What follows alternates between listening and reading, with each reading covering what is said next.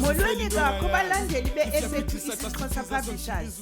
Lo ubalisayo nguNoma. Isihloko sethu sanamhlanje sithi andizange ndasibona esinje isimanga. Ngumhlolo.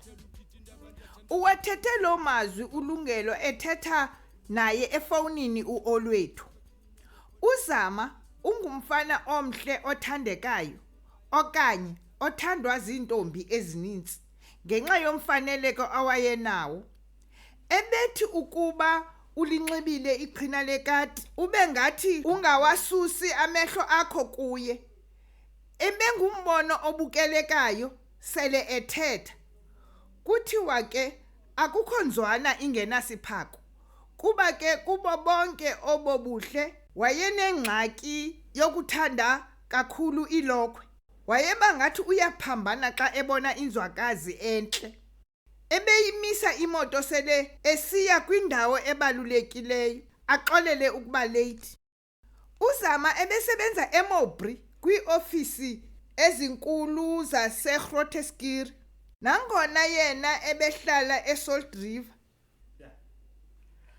Apho ebesebenza neqina lomfo ekucaca ukuba nalo ngokwalo lalimthanda kakhulu lomfana ngokukhuthala.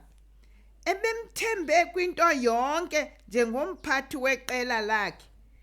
Ngaphandle kokukhuthala oku, waye wamthanda nangakumbi akufumanisa ukuba uncuma nentombi yakhe uLungelwa. Hayi ke, wayefana nesekela lakhe nezinto eziphunyelelwayo emsebenzini zazifunyanwa nguye.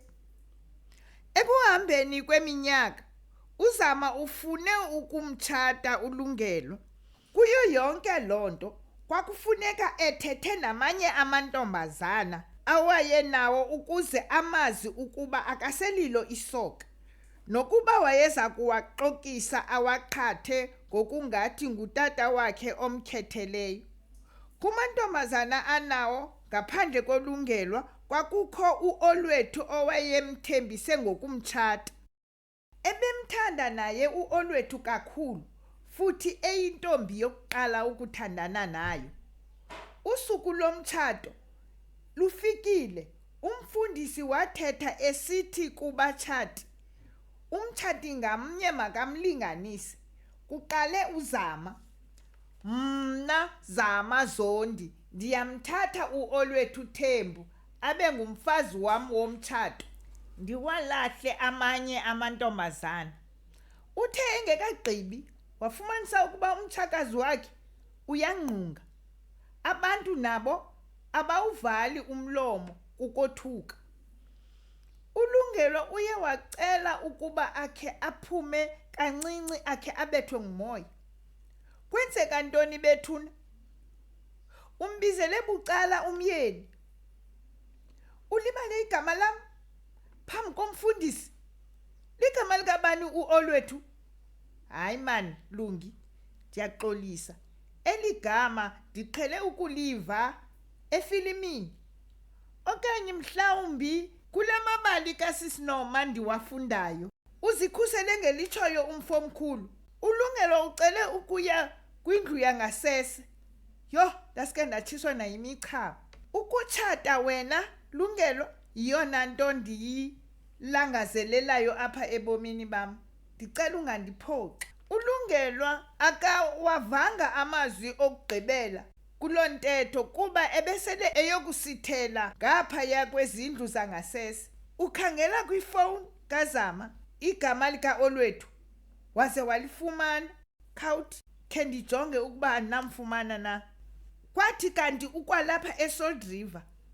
Waze wambizela apho eholweni. Wambuza uyamazi na ukuba uZama uyatshata namhlanje. Wothuka uOlwethu esothuswa nangakumbi ngulomtshakazi umbizileyo. uOlwethu wathumela umyalezo kwizizalwane ezifowunini ukuba uZama wamthembisa ngokumtshata, ngoko akanako ukutshata omnye umuntu. Akanako futhi nokutshata nayiphi intombazana ngaphandle kwaye kwakhe. sele esaziwa kokwabo njengenkosikazi yakhe. Ungene endlwini uLungelo, efika uZama esecaleni komfundisi. Ufike wathi, "Mawuqhubeke umtshato."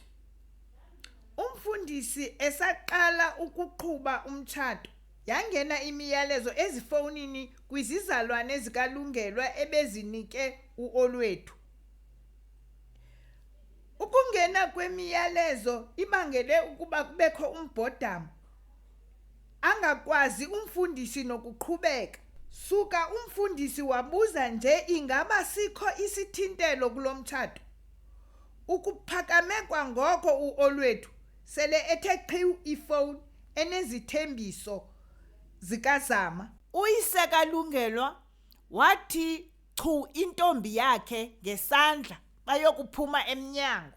Washiya amazwana athi, "Yonke into ebendikwenzele yona libala ngayo ukuqala namhlanje."